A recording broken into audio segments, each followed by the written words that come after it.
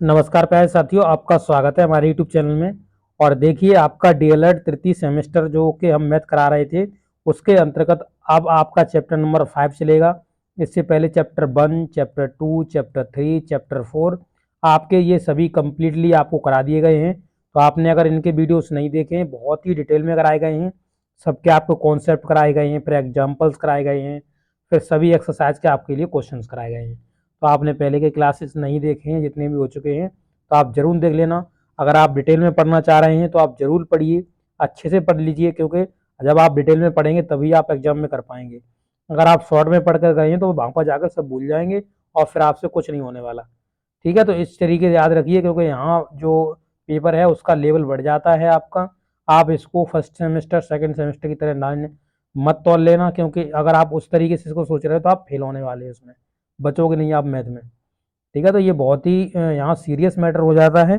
और यहाँ पर आपको ये जरूर आपको अच्छे से करने चाहिए, अच्छे से डिटेल में इनको पढ़ना चाहिए। तो डिटेल में पढ़ना चाह रहे हैं जरूर पढ़ लीजिए। तो देखिए अभी क्या कर रहे हैं, अभी आप क्या करते हो, खाना पूर्ति करते हो कि हम कैसे न कैसे हम तो अपना डीएलएड का जो सेमेस्टर परीक्षा है, थर्ड सेमेस्टर का परीक्षा है या सेकंड का था या फर्स्ट का था, हम इसे निकाल लेंगे। बट इन्हीं को जब आप छोड़ के जा रहे हो ना, इनको ही अगर आप सही से पढ़ लोगे ना, तो आपको यूपी टेट के लिए कहीं कोर्स नहीं लेना पड़ेगा कि मैं किसका कोर्स ले लूँ, कहाँ से पढ़ूँ, मेरा यूपी टेट निकलेगा कि नहीं निकलेगा। सब कुछ निकलेगा। निकलेगा जब आपने संभल के अच्छे तरीके से सभी सेमेस्टर की बुक्स पढ़ी हुई हैं। आपका एस टेट आता है, तो एस टेट आपका कब निकलेगा, तभी निकलेगा जब आप अच्छे से इन बुक्स को पढ़े हुए हो। सब कुछ इसमें दिया गया है, सब कुछ डिटेल में बहुत अच्छी तरह समझाया गया है। बट आपको देखना ही नहीं है, आपको शॉर्ट वीडियो चाहिए कि बताइए एक दिन में हम कैसे मैथ कर ले, तो बस कर लो फिर क्या। ठीक है, तो चलिए वीडियो में जो भी सीरियस है वो वीडियो में अंत तक बने रहिए, और जो सीरियस नहीं है वो निकल लें यहाँ से। ठीक है, देखिए तो यहाँ पर हम समझेंगे कि बैंकिंग क्या है। तो देखिए बैंक में खाता खोलना एवं खाता के प्रकार। तो खाता खोलना और खाता के प्रकार क्या होते हैं वो हम जानेंगे। तो देखिए आप देख सकते हैं, भारत एक प्रगतिशील देश है, यानी हमारा देश है वो विकासशील है, यानी विकास कर रहा है, तो प्रगति कर रहा है, बढ़ रहा है आगे। चारों ओर से समग्र विकास का आवाहन हो रहा है कि हम सब लोग मतलब मिलके एक साथ विकास करें। इस विकास की आधारशिलाएं अनेक हैं, अनेक इसके बेसिस हैं। उन्हीं में बैंकिंग भी एक मतलब एक है, उनमें से एक बैंकिंग भी है। बैंक की आवश्यकता क्यों पड़ी, ये क्वेश्चन आपके दिमाग में उठ सकता है कि बैंक की जरूरत क्यों पड़ी।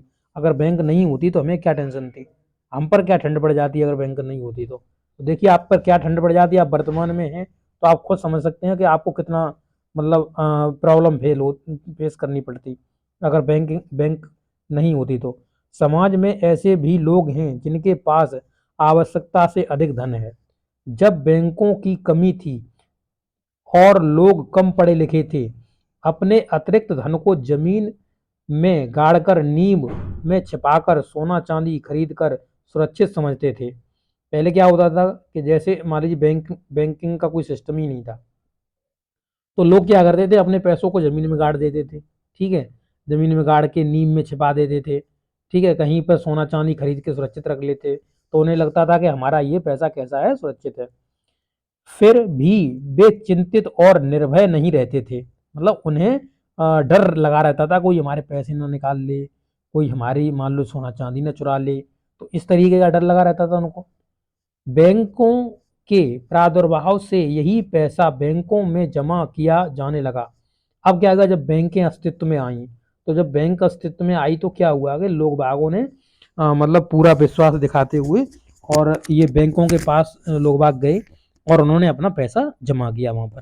तो जमा किया जाने लगा, जो राष्ट्र के अनेक विकास कार्यों में जरूरतमंद लोगों को ऋण प्रदान करने में। अब राष्ट्र विकास कर रहा है, हमारा देश विकासशील है, तो उसमें बहुत ज़्यादा योगदान गया। ठीक है, और यहाँ पर जो जरूरतमंद लोग थे, जो ऋण लेना चाह रहे थे, जिन्हें धन की जरूरत थी, तो उन्हें ऋण मिला, व्यय किया जाने लगा, और इसके बदले में जमाकर्ता को कुछ ब्याज दिया जाने लगा। तो जो जमा करता था पैसे, जैसे अभी भी आप जानते हो कि आपका अगर सेविंग अकाउंट है तो आपको क्या मिलता है, उस पर ब्याज मिलता है, बैंक द्वारा ब्याज दिया जाता है। बैंक ब्याज देती क्यों है आपको, आप तो इसका भी आप कॉन्सेप्ट क्लियर कर लीजिए। क्यों? जैसे मान लीजिए कि मैं एग्जांपल लेके कह रहा हूँ कि आप 1000 रुपए ले गए और बैंक में जमा कराए, ठीक है, 1000 रुपए बैंक में जमा कराए। अब बैंक के पास 1000 रुपए हैं आपके, तो अब बैंक क्या करेगी, किसी को इसी में से 100 रुपए दे देगी ब्याज पर। 100 रुपए दे देगी ब्याज पर, बैंक ने दे दिया किसी व्यक्ति को ब्याज पर। अब व्यक्ति ने जाकर के कहीं बिजनेस में लगा दिए पैसे, और उस व्यक्ति को उस बिजनेस से मान लीजिए 120 रुपए मिले, 120 रुपए लगे मिले, तो बैंक ने कहा कि मुझे इस पर 5 रुपए ब्याज चाहिए, यानी 5%, 5 रुपए बैंक के ब्याज के बढ़ गए इसके ऊपर, इस बंदे के ऊपर, तो यानी 105 हो गए। तो अगर ये इसमें से अपना प्रॉफिट निकालेगा तो कितना निकल के आएगा, तो इसका 15 रुपए प्रॉफिट निकल के आएगा। कितना? 15 रुपए प्रॉफिट इसका निकल के आएगा। तो इसने अपना प्रॉफिट कमा लिया, इधर बैंक ने 5 रुपए प्रॉफिट के कमा लिए।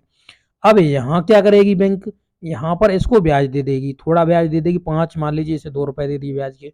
तो इस तरीके से क्या कर रही है, इसलिए सब लोग कमा रहे हैं।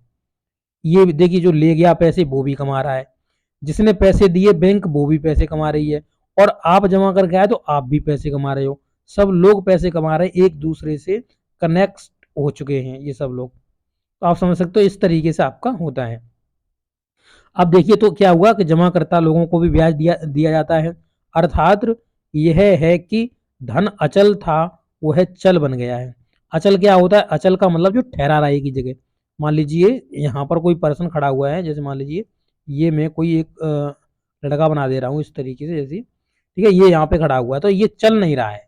चल नहीं रहा है मतलब इसकी कोई प्रोग्रेस नहीं हो रही है, यहीं के यहीं, मतलब बन मान लीजिए यहीं के यहीं खड़ा हुआ है, यहाँ से कहीं जा नहीं रहा है। यानी कहने का मतलब देखो, इसकी इसमें ये अचल नहीं रह सकता, क्योंकि इसकी जो मान लीजिए दिन प्रतिदिन इसका क्या होता है, इसकी शरीर में भी परिवर्तन आते रहते हैं। तो इसी तरीके से क्या होता है, मान लीजिए कोई चीज़ चल नहीं रही, चलने का मतलब है वो अचल है, वहीं की वहीं पड़ी। जैसे मान लीजिए हमारे पास 100 रुपए हैं, तो हमारे पास 100 ही रुपए हैं।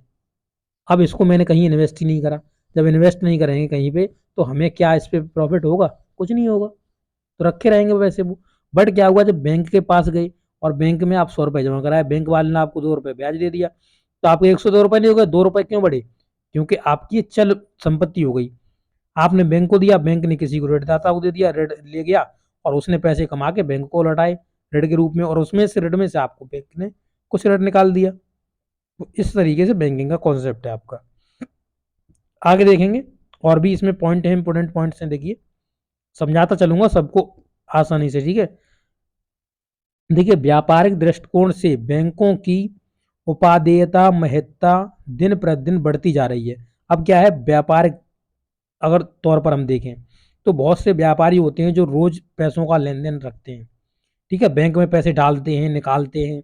तो उनके जो बिजनेस है उससे अपना बिजनेस चला रहे हैं, बढ़ा रहे हैं, उसमें से जो प्रॉफिट आ रहा है उसे बैंक में जमा कर रहे हैं, या अपने किसी काम में लगा रहे हैं। व्यापारी बैंक में बड़ी बड़ी धनराशि जमा करते हैं, सही बात है, निकालते हैं और व्यापार में लगाते हैं। बैंक वर्तमान में कार्यप्रणाली से बैंकों को हर ग्राहक को अपने सुरक्षित तथा भय रहित महसूस हो रहा है। यानी जो भी बैंक में पैसे जमा करके आता है वो ये जानता है कि हमारे पैसे कैसे हैं, सुरक्षित हैं, एकदम हमें कोई टेंशन लेने की जरूरत नहीं है। और वास्तविक कैसा है, आपके पैसे सुरक्षित हैं, तो आप पैसे जमा करके आते हो, आपके पैसे सुरक्षित रहते हैं। तो इस तरीके से क्या हुआ कि आप जो लोगों का भय था वो भी, लोगों का भय दिल से दूर हुआ। बहुत ही अच्छा चीज है ये। देखिए, बैंक धन जमा करने तथा धन जमा करने, धन उधार देने, संस्था के रूप में कार्य करने, वेतन पेंशन भी भुगतान करना बैंक के खाते के माध्यम से होने लगा। यानी जो भुगतान होता था, पैसे का लेन देन होता था, वो खाते के माध्यम से होने लगा। यही नहीं, शिक्षा संस्थानों की शुल्क से, यानी शुल्क यानी जो पैसे जो इनकी फीस होती है से, आय मतलब आय जो होती है, वृद्धा पेंशन, आवास ऋण, तो आप देख सकते हैं अभी वृद्धा पेंशन मिलती है, आवास के लिए ऋण दिया जाता है, सहायता आदि भी आरण विरण बैंकों के माध्यम से ही होता है। तो ये बैंकों में क्या होता है, बैंकों में आज देख सकते हैं कि जरूरतमंद लोग अपनी केसीसी बनवा लेते हैं, ठीक है, केसीसी से किसान लोग होते हैं वो अपना लाभ उठाते हैं, ठीक है, बैंक को भी ब्याज लेती है बैंक, तो बैंक को भी प्रॉफिट होता है। और इससे जैसे जो आपके जरूरतमंद लोग होते हैं उनकी भी क्या हो जाती है, सहायता हो जाती है। तो ये बैंकिंग का आपका कॉन्सेप्ट है, और इसके माध्यम से आप समझ रहे होंगे कि बैंकिंग का होना हमारे लिए कितना आवश्यक है। देखिए, बैंक भी भिन्न हैं, जैसे भारतीय state bank, Punjab national bank, bank of Baroda, Allahabad bank. अभी इलाहाबाद बैंक तो कन्वर्ट हो गई है, ये मिक्सअप हो गई है, तो ये क्या बन गई है, यूनियन बैंक बन गई है। कैनरा बैंक है, डाक बैंक है, ग्रामीण बैंक है, ठीक है, जिला सहकारी बैंक आदि कुछ प्रमुख बैंकें हैं। भारतीय जीवन बीमा भी एक संस्था है जहां धन का आहरण विहरण होता है, मतलब लेन देन होता है। आगे उपर्युक्त के अतिरिक्त विनिमय पत्र, बचत बैंक, ऋण ऋण पत्र, याची चेकों का निर्गमन बैंक से ही होता है।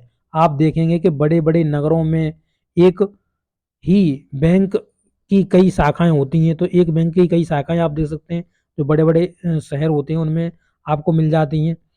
ठीक है, आगे देखेंगे, यहाँ पे देखिए शाखाएं होती हैं, अलग अलग शाखाएं स्थानों पर स्थापित होती हैं, तब भिन्न भिन्न बैंकों भी पर्याप्त संख्या में होती हैं। तो ये आपका क्या था, ये आपका बैंकिंग का कॉन्सेप्ट था जो हमने आपको इस वीडियो के अंतर्गत बताया। आगे बैंकिंग से रिलेटेड ही आपकी बात की जाएगी। तो अगले वीडियो के लिए आप इस चैनल को सब्सक्राइब कर लीजिए, बेल आइकन दबा लीजिए, जैसे ही मैं वीडियो डालूंगा तो आपको वो मिल जाएगी। वीडियो देखने के लिए आपका बहुत बहुत धन्यवाद। भगवान करे आपका दिन शुभ हो।